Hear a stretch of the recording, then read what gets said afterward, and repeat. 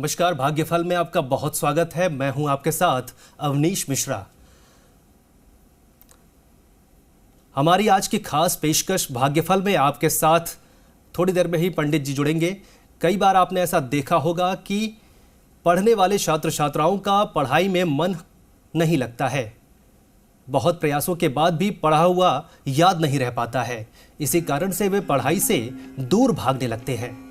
अगर विद्यार्थी का पढ़ाई में मन नहीं लग रहा तो ज्योतिष में कुछ उपाय हैं जिन्हें आजमाने से ग्रह दोष के साथ वास्तु दोष भी दूर होते हैं और पढ़ाई में मन लगने लगता है।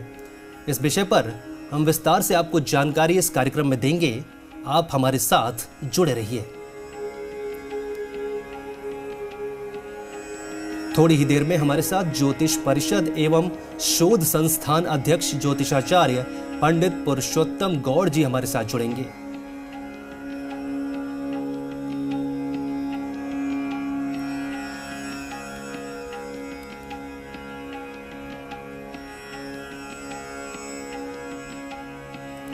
अगर आपके मन में कोई शंका हो तो आप हमारे साथ जुड़कर पंडित जी से अपनी समस्याओं का हल जान सकते हैं। हमारा नंबर आप देख सकते हैं, फ्लैश हो रहा है टीवी स्क्रीन पर 0120-715-3787 और एक और नंबर है 0120-715-3826। तो इस नंबर पर आप फोन करके पंडित जी से इस बारे में बातचीत कर सकते हैं और इस समस्या का निवारण ले सकते हैं। तो लगातार आपके स्क्रीन पर आप देख रहे हैं नंबर। इस नंबर को आप अभी फोन कर सकते हैं और पंडित जी से अपनी समस्या का, कोई भी समस्या का हल जान सकते हैं। तो भाग्यफल में आज हमारे साथ देखिए, आपने देखा होगा कि पढ़ने वाले छात्र छात्राओं का पढ़ाई से मन हटने लगा है। बहुत सारे प्रयासों के बाद भी, लाख कोशिशों के बाद भी उनको पढ़ा हुआ याद नहीं रहता है। इसी कारण से वे पढ़ाई से दूर भागने लग जाते हैं। हमारे साथ इसी पर ज्यादा जानकारी देंगे पंडित पुरुषोत्तम गौड़ जी। पंडित जी, आपका बहुत स्वागत है। जी धन्यवाद। श्री राम, जय राम, जय राम, मेरे राम की जय हो। जी पंडित जी, बताइए कि आजकल क्या ऐसा माहौल हो गया है कि बच्चे जो है, एक तो पढ़ाई नहीं करते हैं और दूसरा अगर पढ़ाई करते भी हैं तो उनका जो है मन नहीं लगता है। गार्जियन लगातार परेशान रहता है और बच्चों को बार बार कहना पड़ता है कि पढ़ो पढ़ो, उसके बाद भी बच्चे पढ़ने से बिल्कुल अपना जी चुराते हैं। तो इस बारे में आप क्या कहना चाहेंगे? देखिए, आप बिल्कुल ठीक कह रहे हैं। आज का जो वातावरण है, काफ़ी मेहनत करने के बाद माता पिता अपने बच्चों को सही दिशा देना चाहते हैं और सही दिशा में उनको भेजना चाहते हैं। और सही मायने में इसलिए भी मेहनत होती है कि बच्चों का भविष्य यदि उज्जवल बनता है तो फिर माँ बाप का भविष्य उज्जवल हो जाता है। ऐसे में बच्चों की पढ़ाई पर ध्यान नहीं लगना बहुत चिंता का विषय होता है। और इसी के लिए हम कुछ टॉपिक्स बताना चाहते हैं कि व्यक्ति को क्या करना चाहिए और क्या नहीं करना चाहिए। सबसे प्रथम बात है कि जब पढ़ाई करते हैं तो उत्तर पूर्व में उनका सिराना होना चाहिए। जी हाँ, उत्तर पूर्व में यदि सिराना होता है तो बच्चों का पढ़ाई ठीक होता है। उत्तर पूर्व में बैठ कर के पढ़ते हैं तो बच्चे ठीक से पढ़ पाते हैं। एक बात। नंबर 2 बात कि जिन बच्चों को पढ़ाई में मन नहीं लग रहा है या अनेक प्रकार की मेहनत कर रहे हैं और उसके बाद सफलता नहीं मिल रही है, ऐसे बच्चों को मोर पंख अवश्य अपने पास रखना चाहिए। मोर पंख एक ऐसा है जो किताब में रखने से बच्चों को पढ़ाई में मन भी लगता है और वो पढ़ाई में आगे बढ़ते हैं। इसी के साथ में जिन बच्चों को पढ़ाई से ऊब जाते हैं या पढ़ाई नहीं कर पाते हैं, ऐसे बच्चे चांदी के नाग नागनी बना करके और काल सर्प दोष निवारण के लिए भगवान शिव को बुधवार के दिन अर्पण करें, क्योंकि अब ये करने से उनका मन पढ़ाई में लगेगा, साथ ही उन्हें अनेक प्रकार की जो है सफलता प्राप्त होगी। खासतौर पर जब आपकी परीक्षा हो और जिस दिन विशेष रूप से आपको कोई भी कंपटीशन आदि देने जाना है, तो दही में बूरा या गुड़ डाल करके खा करके फिर जाना चाहिए। जो छात्र छात्राएं अपनी तैयारी करते हैं, अपने भविष्य को उज्जवल बनाने के लिए प्रयासरत हैं और सफलता नहीं मिलती है, उन सब बच्चों को बताना चाहेंगे कि मैं बताना चाहता हूं कि आपको प्रातः सूर्योदय से पूर्व उठना चाहिए और नींद ऐसी हो कि आपको जरा सा भी एक आवाज़ हो तो आप अपने सावचेत रहें। ऐसी नींद नहीं लेनी कि जिसमें आप पढ़ाई आपकी डिस्टर्ब हो रही हो और पढ़ाई कर ही नहीं पा रहे हो। ये विशेष ध्यान देने की बात है। कहने को तो बहुत छोटी बात है, लेकिन ये बहुत विशेष बात है कि हम जिस काम के लिए घर से निकले हैं, पढ़ाई के लिए निकले हैं, वो पढ़ाई आपकी होनी ही चाहिए। और साथ में जिन बच्चों को, देखिए कई बार ऐसा होता है कि आप पढ़ाई नहीं कर पा रहे हैं या पढ़ाई करके भूल जा रहे हैं, ऐसे में आप एक पन्ना के गणपति को राइट साइड में अपनी टेबल पर रखें और उन्हें दूरवा प्रतिदिन चढ़ाना शुरू कर दें। ये आपको सफलता दिलाएगा। ये छोटी छोटी चीज़ें हैं जो आपको बहुत सफलता मिलेगी। जी जी पंडित जी, अक्सर देखा गया है कि आजकल के बच्चे टीवी और मोबाइल पर ज़्यादा व्यस्त रहते हैं, तो उसका भी असर जो है हमने देखा है कि उसकी पढ़ाई पर पड़ता है। पढ़ा हुआ याद नहीं रहता है। अक्सर जो है हम देखते हैं कि पढ़ा और उसके 1 घंटे बाद 2 घंटे बाद वो भूल जाते हैं। तो ये आपने देखा होगा, अमूमन ये आपके सामने भी आया होगा। ये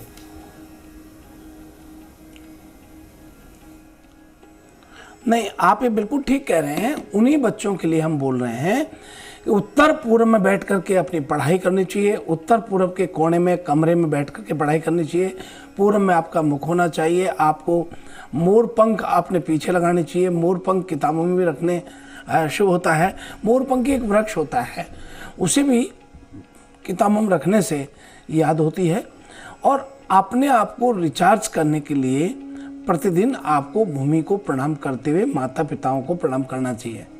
सूर्योदय से पूर्व उठना चाहिए, लेट सोना चाहिए और सूर्योदय से पूर्व उठना चाहिए। और एकाग्रता इतनी कि कहीं भी आपका फोकस और ध्यान नहीं होना चाहिए। जी, हमारे साथ कुछ कॉलर भी जुड़े हुए हैं, उनसे सवाल ले लेते हैं, उनकी क्या समस्या है। जी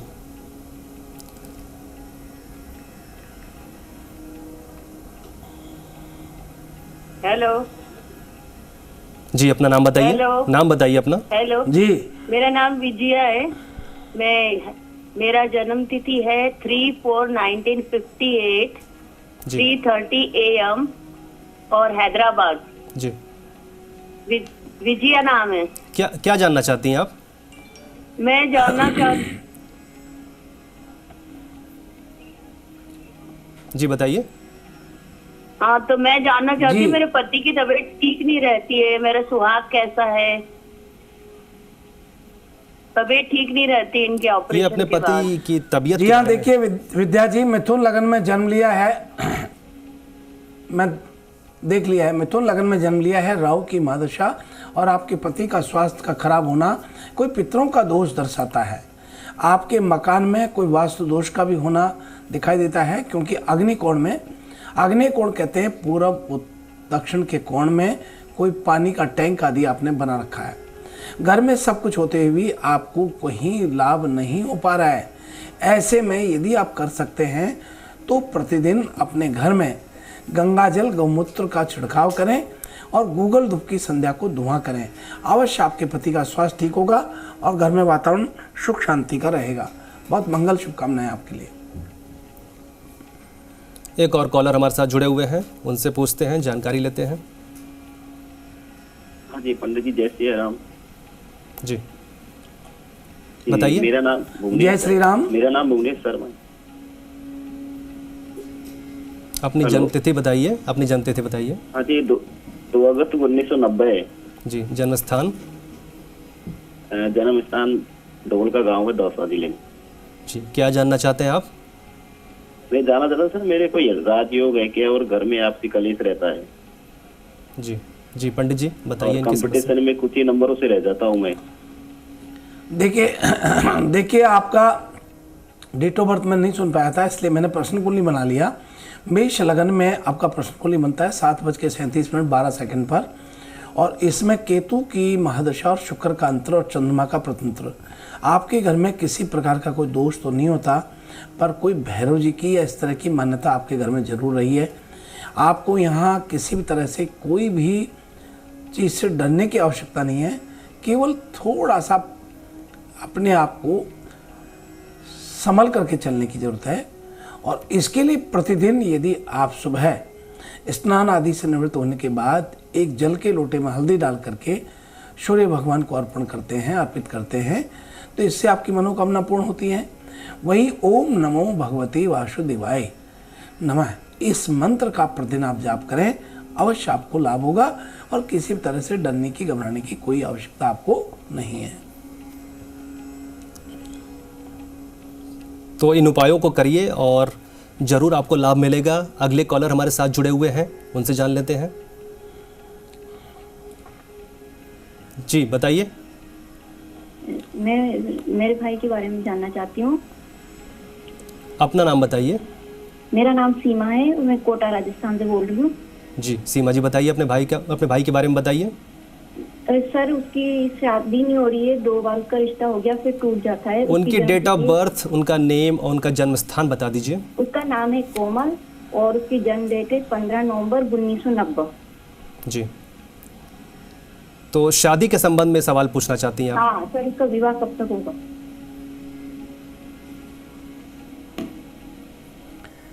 देखिए आपके भाई की शादी की बात कर रहे हैं तो ये 13 अक्टूबर के बाद से जाकर के संभावित तौर पर तय होती है, और शादी 2024 में होती है और फरवरी के महीने के बाद होती है। आपको बहुत मंगल शुभकामनाएं। इन्हें संध्या के समय भगवान शिव मंदिर में घी का दीपक जलाने के लिए कहें और शिव चालीसा प्रतिदिन पढ़ने के लिए कहें। अवश्य इनको 2024 में फरवरी के बाद शादी होती है।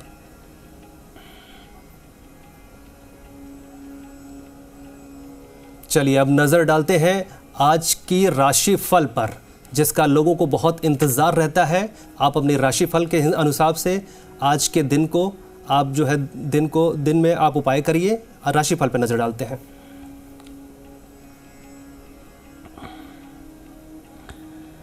आइए सबसे प्रथम बात कर रहे हैं मेष राशि वाले सभी लोगों के लिए। आज का दिन आपके पारिवारिक जीवन के लिए बहुत उत्तम रहने वाला है। इस दौरान सभी सदस्यों के बीच आपसे प्रेम व स्नेह बढ़ेगा। कुछ नया अनुभव करने को आज आपको मिल सकता है। वहीं आपको बता दें कि आज आपको प्रत्येक निर्णय बड़े सोच समझ करके लेना होगा। आगे जाकर के आपको ये निर्णय कहीं दिक्कत कर सकते हैं, इसलिए दूरदर्शिता के साथ आप निर्णय करें तो ठीक रहेगा। और अब बात कर रहे हैं वृषभ राशि वाले लोगों के लिए। आज आर्थिक जीवन के लिए आज का दिन आपकी राशि के अनुसार शुभ संकेत देने वाला है। यदि आप व्यापारी हैं तो लाभ में रहेंगे। साथ ही आकस्मिक धन लाभ मिलने के पूर्ण संकेत आज प्राप्त होते हैं। और अब आइए हम बात कर रहे हैं मिथुन राशि वाले लोगों के लिए। मिथुन राशि के जातकों को आज परिवार में कुछ समस्याओं का सामना करना पड़ सकता है। घर में किसी पुरानी बात को लेकर थोड़ा मतभेद सामने आज आ सकता है। रिश्तेदारों का भी घर पर आज आना हो सकता है। सभी के साथ सामंजस्य बिठाने में भी समस्या होगी और कोई न कोई आपसे नाराज आज जरूर हो सकता है। और अब आइए हम बात कर रहे हैं कर्क राशि वाले सभी लोगों के लिए। कर्क राशि के व्यापारियों को आज आपको थोड़ा मंगल नुकसान कर सकता है। आपके व्यवसाय में पुराने समझौते कोई टूट सकते हैं, जिससे ग्राहकी पर थोड़ा आपको प्रभाव पड़ सकता है। बाजार में भी आपको लेकर नकारात्मक छवि थोड़ी बनेगी, पर जल्द ही वो सुधर जाएगी। बात कर रहे हैं सिंह राशि वाले लोगों के लिए। सिंह राशि के जातकों को यदि आप स्कूल में पढ़ाई कर रहे हैं तो आज अपने कैरियर को लेकर के थोड़ा सीरियस रहना होगा। कुछ नया अनुभव करने को मिल सकता है, लेकिन आप उसमें संतुष्ट नहीं दिखाई देंगे। और भाई हम बात कर रहे हैं कन्या राशि वाले लोगों के लिए। आज दिन की शुरुआत में शारीरिक रूप से कुछ समस्याएं आपको रह सकती हैं। शरीर में सुस्ती छाई रहेगी और आलस का भाव रहेगा। मन में भी कुछ काम करने का नहीं आएगा। और अब बात कर रहे हैं तुला राशि वाले लोगों के लिए। यदि आप सिंगल हैं तो सोशल मीडिया पर किसी के प्रति आकर्षण का भाव आज आपका आ सकता है, लेकिन बात आगे नहीं बढ़ेगी। ऐसे में निराशा ही आपके हाथ लगेगी। किसी भी चीज की जल्दीबाजी से बचें, धैर्य से काम लें तो ही ठीक रहेगा। और अब आइए हम बात कर रहे हैं वृश्चिक राशि वाले लोगों के लिए। आज का दिन प्रेम संबंध के लिए बहुत ही अच्छा रहने वाला है। यदि आपके विवाह को कुछ ही समय हुआ है तो पत्नी के साथ आज कहीं घूमने आप प्लान कर सकते हैं। और बात कर रहे हैं धनु राशि वाले लोगों के लिए। आज के दिन सोशल मीडिया पर किसी से ज्यादा नजदीक होने से बचें। यदि किसी से बात शुरू भी हुई है तो उन्हें अपने निजी जीवन के बारे में ज्यादा जानकारी साझा ना करें। यदि आप ऐसा करते हैं तो बाद में आपको पछतावा रहेगा। और अब बात कर रहे हैं मकर राशि वाले लोगों के लिए। मैनेजमेंट की पढ़ाई कर रहे छात्रों के हाथ में कोई अवसर मिलेगा, लेकिन ध्यान ना दें पाने के कारण वह आपके हाथ से निकल भी सकता है, इसलिए नजर बनाए रखें। और अब आइए हम बात कर रहे हैं कुंभ राशि वाले लोगों के लिए। आज के दिन आपके लिए बहुत अच्छा है। कोई नई नौकरी की तलाश में यदि आप हैं तो जॉब के इंटरव्यू देने के लिए कॉल आज आपको आ सकती है। ऐसे में अपनी तैयारी पूरी रखें और इंटरव्यू अच्छे से दें तो आपको सफलता मिलेगी। और अब आइए हम बात कर रहे हैं मीन राशि वाले लोगों के लिए। यदि आप निजी नौकरी करते हैं तो आज के दिन बॉस आपके काम से प्रसन्न दिखाई देंगे और आपकी तरक्की की बात जरूर चल सकती है। वहीं आज आपको बड़े धैर्य से रहना होगा, नहीं तो कोई नुकसान उठाना पड़ सकता है। और इस प्रकार से आज का यह है राशि फल। तो आपने देखा 12 राशियों के बारे में पंडित जी ने हमें बताया। पंडित पुरुषोत्तम गौड़ जी ने 12 राशियों के हिसाब से आपको जानकारी दी है और इन राशियों के उपायों को आप जरूर आजमाएं, आपको विशेष लाभ मिलेगा। तो पंडित जी हम बात कर रहे थे बच्चों के ऊपर कि बच्चों का पढ़ाई में मन नहीं लगता है, तो बच्चों को क्या मतलब उनकी दैनिक दिनचर्या क्या होनी चाहिए? सुबह उठ के वो क्या मतलब कैसे शुरुआत करें अपने दिन की और कैसे उनका जो है एकाग्रचित वो होकर पढ़ाई करें, कैसे क्या उपाय बताएंगे आप उसके लिए? देखिए आप बिल्कुल ठीक कह रहे हैं। विद्यार्थी को अपने कमरे में पढ़ाई के लिए मन को केंद्रित करने के लिए बांसुरी का लगाना बहुत ही ज़बरदस्त लाभ देता है।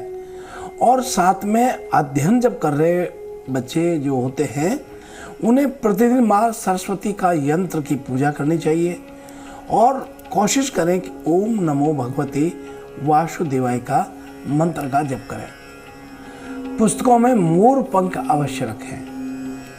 विद्यार्थी 3 रुद्राक्ष लेकर के, एक रुद्राक्ष 6 मुखी और 2 5 मुखी अपने पुख नक्षत्र में अपने उनको धागे में पिरो करके धारण कर लें तो उन्हें सफलता प्राप्त होती है। ओम बृहस्पति नमः इस मंत्र का जाप करना चाहिए। सौंठ, चीनी, काली मिर्च और इलायची लें और सबको मिला करके पाउडर बना करके आप छोटी छोटी गोलियां बना लें और प्रतिदिन रात्रि को 2 गोली दूध के साथ लें। इससे बच्चों में एकाग्रता उत्पन्न होती है। ये बहुत छोटे छोटे उपाय हैं जो बड़े ही महत्वपूर्ण होते हैं। इनके बड़े लाभ हैं। आप अपने स्टडी रूम में उत्तर पूर्व की दीवार पर माँ सरस्वती की फोटो लगाएं और एक बांसुरी पर ओम नमः भगवती वासुदेवाय लिखें तो आपको अवश्य पढ़ाइयों में मन लगेगा। आपको बहुत समृद्धि दिखाई देगी। वहीं आपकी एकाग्रता के लिए आप काफ़ी प्रयत्नशील हैं और एकाग्रता नहीं बैठ पा रही है तो गरीब बच्चों को पढ़ाई की पुस्तकें वितरण करें, उनके उपयोगी पुस्तकें आप वितरण करें। इससे आपको बहुत लाभ होगा। मन को विचलित होने से संतुलित होने में तब्दील करेगा। जी पंडित जी, देखा गया है कि सूर्य को जल देने का भी बड़ा इसमें लाभ मिलता है। मैं देख रहा था अभी कि सूर्य भगवान को जल देने के लिए उसमें जो है पानी में क्या मिलाकर जल दिया जाए जिससे कि विद्यार्थियों को फायदा हो, एकाग्रता बढ़े, और क्या उपाय करने चाहिए? देखिए, आपने बड़ी अच्छी बात कही है। सूर्य भगवान को जल देना, इसका मंत्र भी शुक्ल यजुर्वेद में दिया है। हरि ओम कृष्णेन रसा वर्तमानो निवेशमृतं मृतं च हिरण्येन सविता रथेना देवो याति भुवनानि प्रसन्नः। ओम सूर्याय नमः, ओम आदित्याय नमः, ओम भास्कराय नमः, ओम दिवाकराय नमः, ओम सविताय नमः। इस प्रकार के मंत्र को बोलते हुए तांबे के पात्र से आप जल को पकड़ें, ताम्र पात्र को, और लोटे से जल अर्पण करें और ये मंत्र का उच्चारण करें, या फिर सूर्य के 5 पर्यायवाची बोलें और फिर जल अर्पण करें। इसमें विशेष तौर पर आपको च्यवन डालना चाहिए या लाल फूल डाल करके आप जल अर्पण कर सकते हैं। आपको मन का एकाग्रता रहेगी और पढ़ाई में सफलता प्राप्त होगी। जी तो बिल्कुल आप ये पंडित जी के बताए गए उपायों को आप अपनाएं, जरूर इसका फ़ायदा मिलेगा और आपके बच्चे पढ़ेंगे, लिखेंगे और देश में अपना नाम रोशन करेंगे। पंडित जी, इस जानकारी के लिए बहुत बहुत शुक्रिया आपका। जी, शुभ प्रभात, शुभ आशीर्वाद। श्री राम जय राम, जय राम, मेरे राम की जय हो। तो ये थे पंडित पुरुषोत्तम गौड़ जी जो हमें जानकारी दे रहे थे। अब भाग्यफल में फिलहाल इतना ही। देश और दुनिया की बाकी खबरों के लिए आप जुड़े रहिए जी राजस्थान के साथ। नमस्कार।